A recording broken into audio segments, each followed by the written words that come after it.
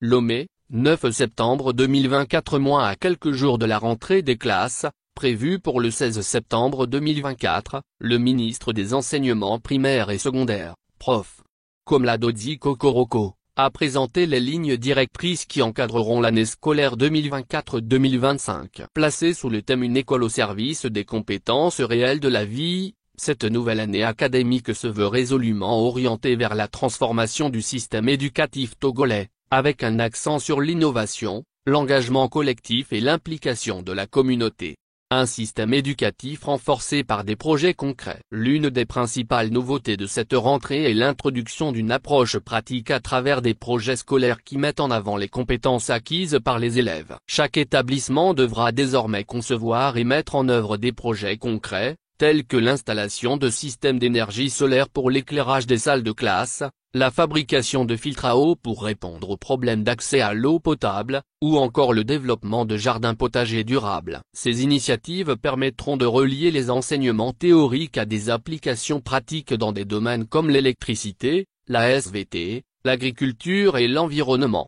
L'objectif est de bâtir un système éducatif solide qui réponde aux réalités locales et aux besoins de la société, a déclaré le ministre. Chaque projet sera structuré autour de 3 étapes, le concept, la mise en œuvre, et les résultats, avec un accompagnement en ressources et en documentation de la part des autorités éducatives.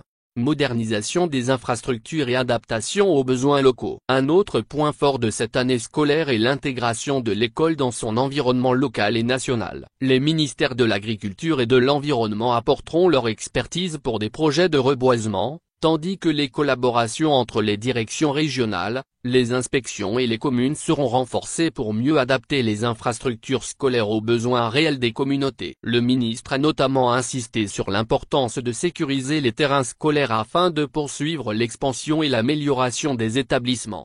La digitalisation de la formation continue des enseignants sera aussi un pilier de cette modernisation, avec l'introduction de nouveaux outils numériques pour mieux répondre aux exigences pédagogiques et améliorer la qualité de l'enseignement.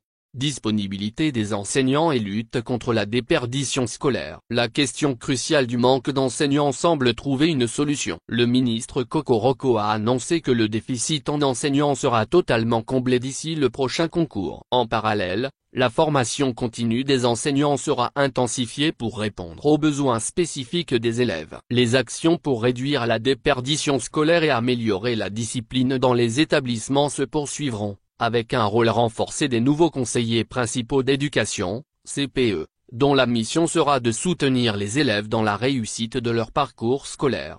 Un cadre scolaire modernisé. Parmi les 10 orientations clés de cette rentrée, le ministre a également évoqué la disponibilité de nouveaux manuels scolaires en sciences humaines et en citoyenneté pour les classes préscolaires et primaires, ainsi que la poursuite des réformes visant à moderniser les écoles. Ces réformes incluent la création de périmètres pédagogiques et un suivi rigoureux des écoles privées, afin de garantir un enseignement de qualité dans tous les établissements. Nous avons confiance que ces mesures renforceront la modernisation de notre système éducatif et répondront aux aspirations de nos populations tout en s'alignant sur les exigences de développement durable, a affirmé Prof.